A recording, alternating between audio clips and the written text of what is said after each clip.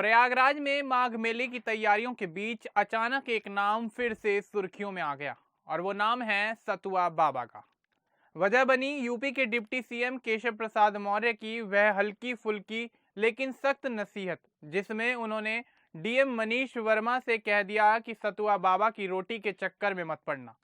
यह बात भले ही मजाकिया अंदाज में कही गई हो, लेकिन इसके पीछे एक बड़ा संदर्भ और एक चर्चित आध्यात्मिक व्यक्तित्व छिपा है। ऐसे में सवाल उठता है कि आखिर कौन है सतुआ बाबा, जिनका नाम आते ही प्रशासन से लेकर राजनीति तक में बड़ी हलचल मच जाती है। दरअसल प्रयागराज में 3 जनवरी से शुरू होने वाले माघ मेले की तैयारियों को लेकर सवाल उठ रहे हैं। इस बीच डिप्टी सीएम केशव प्रसाद मौर्य ने औचक निरीक्षण किया। निरीक्षण के दौरान डीएम मनीष वर्मा भी मौके पर पहुंचे।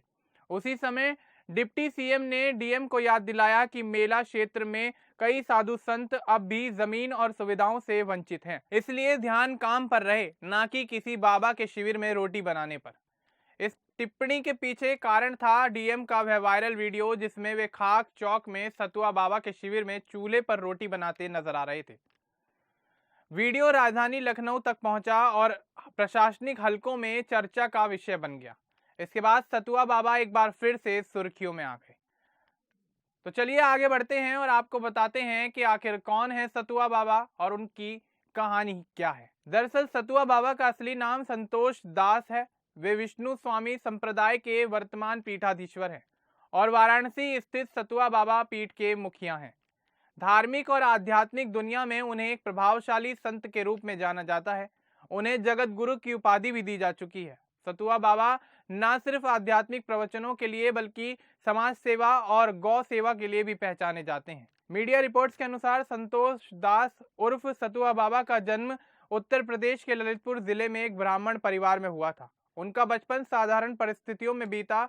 परिवार धार्मिक प्रवृत्ति का था, लेकिन किसी ने यह नहीं सोचा था कि यह बालक आगे चलकर संन्यास और अध्यात्म का रास्ता चुन लेगा। कहा जाता है कि महज 11 साल की उम्र में संतोष दास ने घर छोड़ दिया था। जेब में सिर्फ 100 रुपए थे और मन में अध्यात्म की तलाश।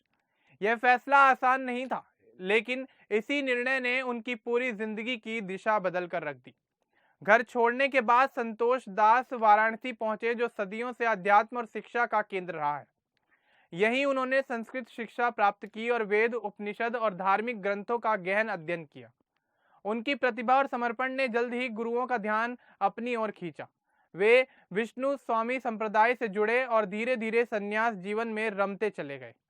साधना, अध्ययन और सेवा, यही उनकी दिनचर्या बन गई। वाराणसी में स्थित सतुआ बाबा पीठ इस संप्रदाय का प्रमुख केंद्र है।